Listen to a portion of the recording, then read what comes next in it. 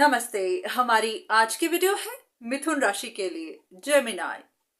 आज की वीडियो आपके लिए भी हो सकती है या फिर किसी ऐसे इंसान के लिए जिनके साथ आप कनेक्टेड हैं, जिनके लिए आप कंसर्न्ड हैं। तो आपको देखना है कि आप सिचुएशन में कहां पर हैं। पर हाँ, जब हम बात करेंगे तो ऐसे ही जैसे कि ये वीडियो आपके लिए हो। तो चलिए शुरू करते हैं। सबसे पहले देखते हैं कि आपकी सिचुएशन क्या है। हो सकता है कि पास्ट में आपको ऐसा लग रहा था कि जो भी परेशानियां आप फेस कर रहे हैं, जो भी काम आपके नहीं बन रहे हैं, उनके पीछे किसी का हाथ है। कोई आपके लिए ट्रबल खड़ी कर रहा है, कोई आपको परेशानी दे रहा है, कोई अपना बेनिफिट देख रहा है, या फिर कोई ऐसा है जो आप पर डिपेंड करना चाहता है।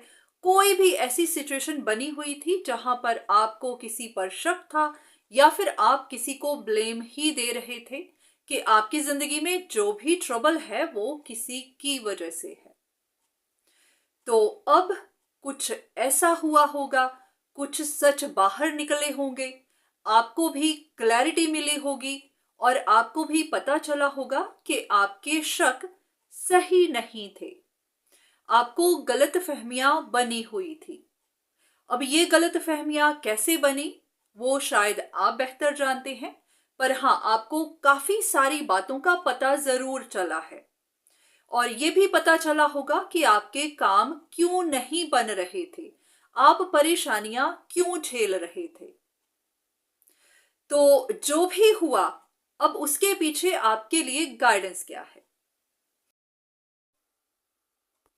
सबसे पहले यूनिवर्स आपको यही बताना चाहता है कि बहुत बार हम खुद अपना पर्सपेक्टिव एक ऐसा बना लेते हैं कि हम खुद उस जिद पर आ जाते हैं कि हम ही सही हैं। चाहे आपको गाइडेंस मिले, चाहे आपको साइन भी मिले, फिर भी हमें होता है कि नहीं, हमारी जो इंट्यूशन कह रही है, हमारे जो मन ने कहा है वही सही है। तो नेक्स्ट टाइम आपको भी ध्यान रखना है कि अगर आपको साइन मिले, आपको गाइडेंस मिले, तो उनको फॉलो करके देखिए। ऐसा नहीं कि किसी भी चीज को ब्लाइंडली फॉलो करना है, पर हाँ, अपने पर्सपेक्टिव को थोड़ा चेंज करके जरूर देखिए, क्योंकि बहुत बार हमसे गलतियां हो जाती हैं। तो इस वक्त जो भी हुआ है वो आपके लिए काफी हार्ट ब्रेकिंग रहा है। तो अब आपको भी उस हार्ट ब्रेक से हील करना है। आपको थोड़ा वक्त अपने साथ गुजारना है। जो भी हुआ, कैसे हुआ, उस सब के बारे में एक बार फिर से देखना है।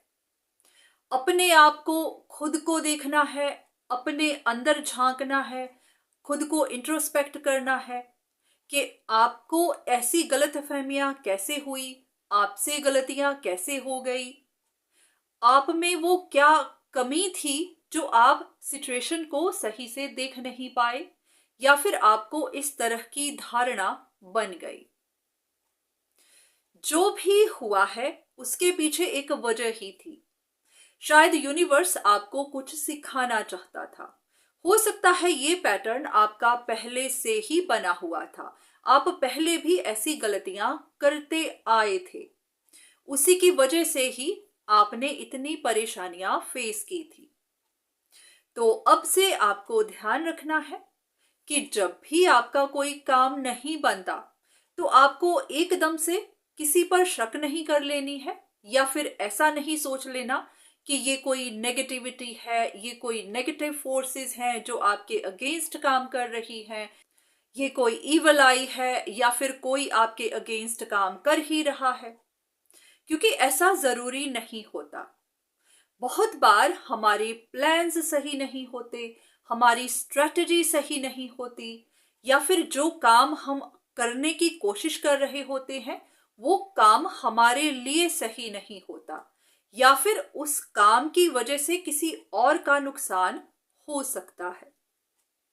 तो नेक्स्ट टाइम आपको ध्यान रखना है कि अगर कोई काम नहीं हो रहा तो क्यों नहीं हो रहा, उसके पीछे की वजह क्या है, रूट कॉज तक जाइए, देखिए कि अड़चन आ कहाँ रही है।